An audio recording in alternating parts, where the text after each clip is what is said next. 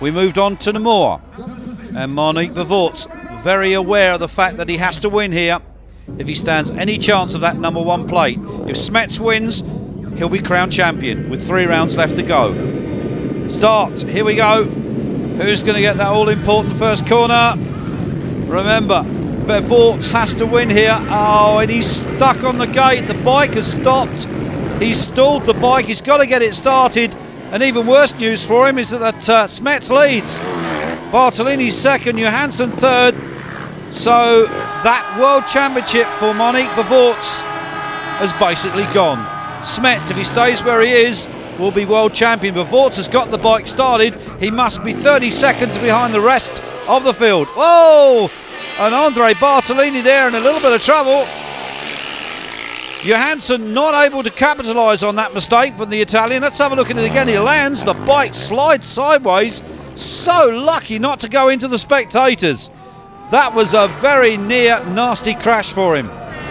So Johansson, well aware of the fact that he's still trying to hang on to that number 2 plate for next year.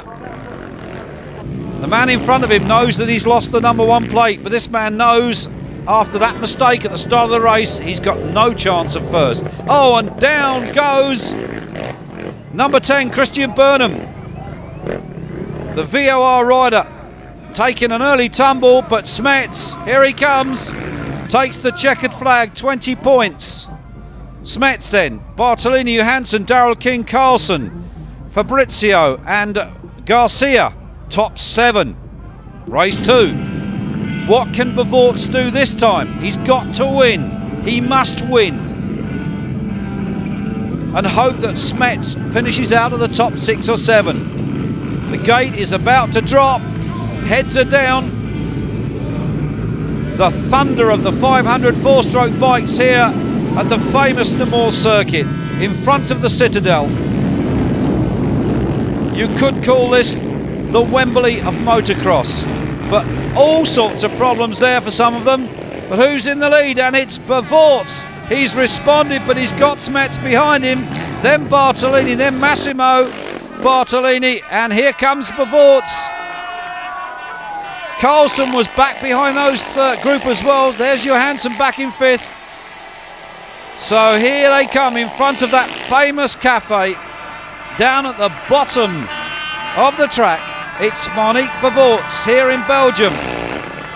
Oh, Smets in trouble there, almost picking up the track hoarding. That would have spelt disaster for him had that got wrapped around his back wheel. That is what Bevort's needs. He needs Smets to DNF this race, although I think that's very unlikely to happen. Here comes Bevort's. The pressure is on. Can he stay out there? Can he win this? Oh, he's in trouble and he's off. Bevort's is off. And he knows that that's it. The championship is over for him. Oh, Smets almost going down as well. He has nothing to prove if he stays where he is. Let's have a look at that Bevort's again. Under power, the bike high sides, throws Bevort's straight over the bars. He rolls onto his back and off the track, and I think at that point he realised that it was all over. But not this man. Smets has decided to keep going. Smets, Johansson, Bartolini, Carlson, King there, Christian Burnham. But here he comes. He knows the World Championship is his.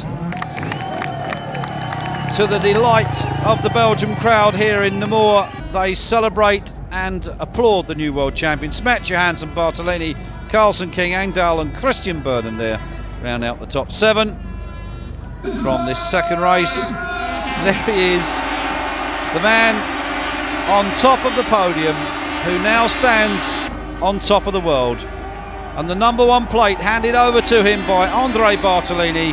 Smets is the new world 500cc motocross champion.